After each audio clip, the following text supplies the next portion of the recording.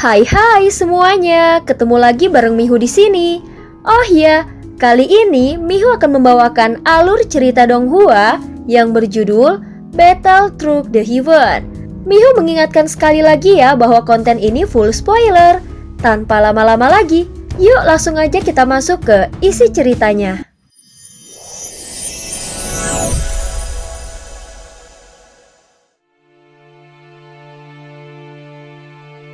Melanjutkan dari kisah sebelumnya. Sebelumnya di bawah tekanan Chu Jiangyi, Xiaoyan tidak menyerah begitu saja. Dia terus menekan jari penghancur bintang dan menyerang lagi dengan tangan lainnya. Namun Chu Jiangyi melambaikan kuas Wangseng yang menyebarkan api hitam, lalu menghancurkan jari raksasa avatar Yuan Shen sehingga ukurannya kembali seperti manusia normal. Pada saat yang sama, Yao Nantian dan dua orang lainnya mengerahkan kekuatan yang cukup besar untuk menahan serangan dari 7 langkah dewa pembunuh dan berhasil menghentikan langkahnya. Beng Ledong dan Tian Luolan tahu betul bahwa Yao Nantian telah membayar harga yang tidak kecil dalam pertarungan sebelumnya. Oleh karena itu, dalam pertarungan melawan 7 langkah dewa pembunuh, keduanya mengerahkan lebih banyak kekuatan dan teknik sehingga emosi Yao Nantian sedikit mereda. Apakah dia benar-benar punya murid? Aku pernah melihat catatan luar, tetapi sepertinya tidak pernah disebutkan soal itu. Siapa yang tidak kenal dengan Yang Mulia? Kita sudah kenal lama dengan Chu Jiangyi, tetapi belum pernah mendengar kalau dia adalah murid Yang Mulia. Lagi pula, dia bukan berasal dari dunia sensi. Bagaimana mungkin dia bisa menjadi murid Yang Mulia? Pikiran Chu Jiangyi ini dalam dan penuh perhitungan. Kemungkinan besar dia hanya mengarang cerita untuk mengganggu ketenangan batin orang lain. Belum tentu juga. Era Yang Mulia sudah berlangsung lebih dari 10.000 tahun. Bukan tidak mungkin beliau pernah mengambil murid secara diam-diam. Saat ini ketiga monster tua tersebut sudah berada di luar medan pertempuran dan hanya menanti hasil akhir. Tidak peduli siapa yang menang, mereka akan menyesuaikan diri dengan cepat. Jika Chu Jiangyi menang, mereka akan memuji dan membujuknya. Dan kemungkinan besar Chu Jiangyi tidak akan sungguh-sungguh menyerang mereka.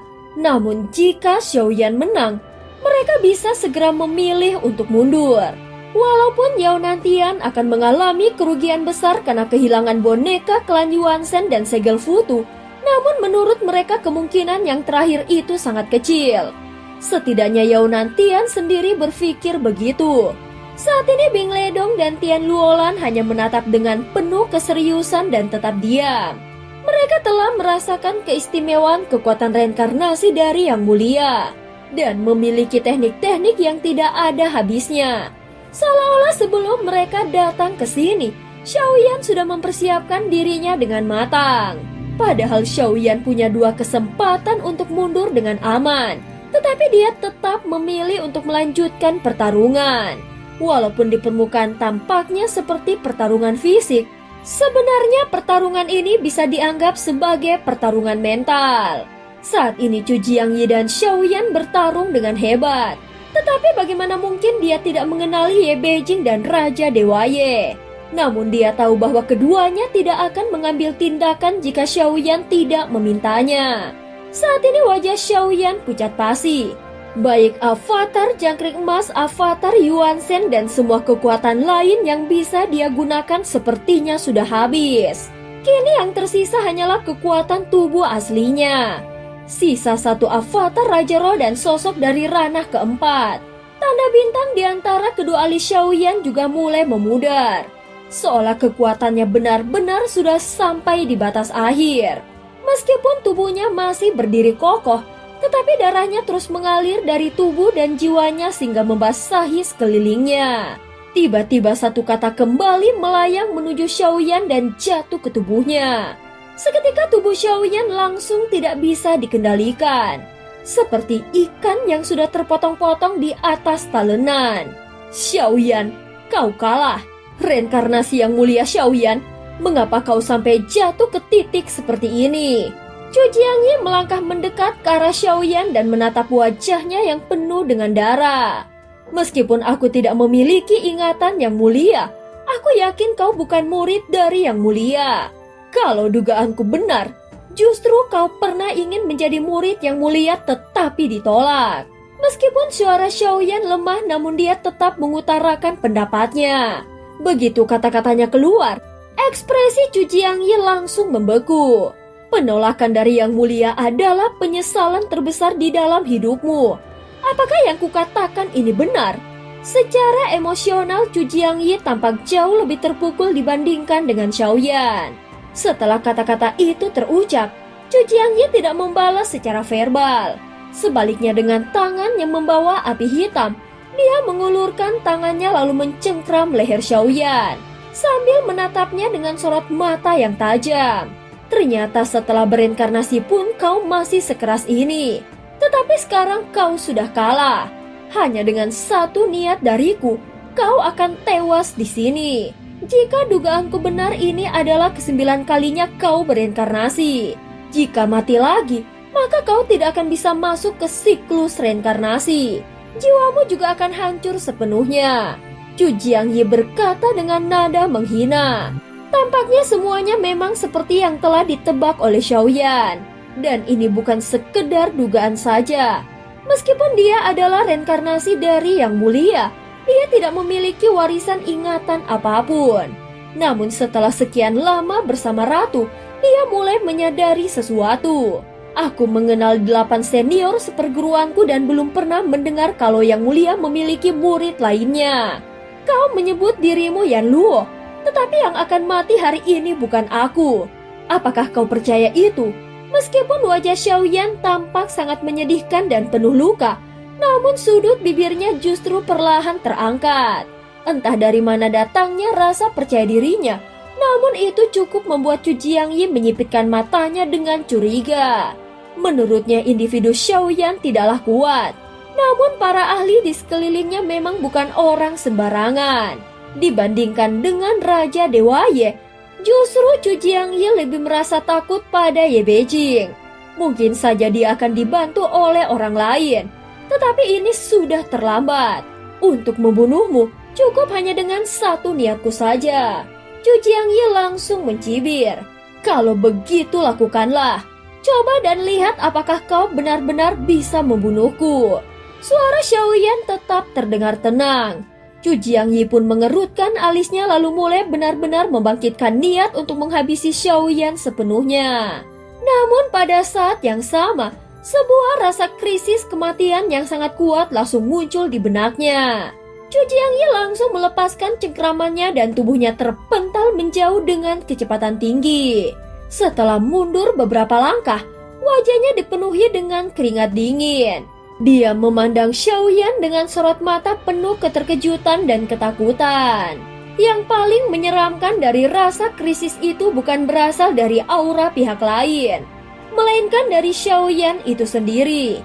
Kau mau melakukan apa? Cu Jiangyi bertanya dengan mata yang membesar seolah melihat hantu. Aku tidak akan melakukan apa-apa, hanya menunggu kau mencoba membunuhku saja. Xiaoyan tersenyum dingin. Cu Jiangyi tidak lagi menunjukkan kesombongan yang sebelumnya begitu mencolok. Begitu dia mundur, perasaan krisis itu juga tiba-tiba menghilang. Dia tidak tahu metode apa yang digunakan oleh Xiaoyan, tetapi dia yakin intuisinya tidak mungkin salah. Saat berikutnya Xiaoyan membuka matanya. Di antara alisnya sudah tidak ada lagi jejak bintang dan hanya tersisa 2 bintang di matanya, yang kini bercahaya dengan kekuatan ganda. Kekuatan suara jiwa. Dengarkan aku, semua suara di wilayah ini, datanglah padaku. Hancurkan darah dan energi lawanku lalu bersatulah denganku. Kata-kata Xiaoyan terdengar, namun segera disusul oleh gelombang suara yang tak berujung dan mengalir deras ke arahnya. Saat melihat ini, Cu Jiangyi segera melangkah maju dan hendak menyerang Xiaoyan. Namun baru saja dia bergerak beberapa langkah, tubuhnya langsung berhenti di udara dan tidak mampu mendekat. Padahal Xiaoyan seharusnya telah terkunci total oleh kekuatannya. Tetapi mengapa dia masih merasakan krisis yang begitu kuat? Perasaan itu seolah menertawakan dirinya dan seolah memberitahunya bahwa jika dia berani mengulurkan tangan untuk membunuh Xiaoyan, maka di detik berikutnya dia sendiri yang akan mati. Kalian bertiga, bantu aku membunuhnya. Yao Nantian, keluarkan semua kartu trufmu. Dia sudah diselimuti keringat dingin dan itu seperti ribuan semut yang sedang merayapi tubuhnya. Chu Jiangyi mendadak menoleh ke arah 3 monster tua lainnya dan berteriak, "Kalau muridku yang bernama Yan Luo tidak mengambil tindakan sekarang, mungkin tidak akan pernah memiliki kesempatan lagi." Suara Xiaoyan kembali terdengar. Saat mendengar ini, Chu Jiangyi langsung menggertakkan giginya. "Dasar kau yang mulia, hampir saja aku tertipu. Kau ingin menggunakan kekuatan keberuntungan untuk mengelabui kami. Berani menipuku? Dalam 9 kali reinkarnasimu aku sudah membunuhmu 2 kali. Jika kali ini aku juga berhasil, maka ini akan menjadi kematian reinkarnasi ke-9-mu. Jangan bermimpi bisa menipuku." Tampaknya Chu Jiangyi mulai menyadari sesuatu. Dia segera mengangkat tangannya yang memancarkan api hitam. Lalu dengan kuas Wangseng, dia menulis satu kata mati di udara. Begitu kata ini jatuh, "Kau pasti akan mati," teriak Chu Jiangyi dengan suara yang dalam. Dan cerita pun berakhir. Terima kasih udah dengerin Mihu dari awal sampai akhir ya. Please jangan lupa untuk like, comment, and subscribe. Sampai jumpa.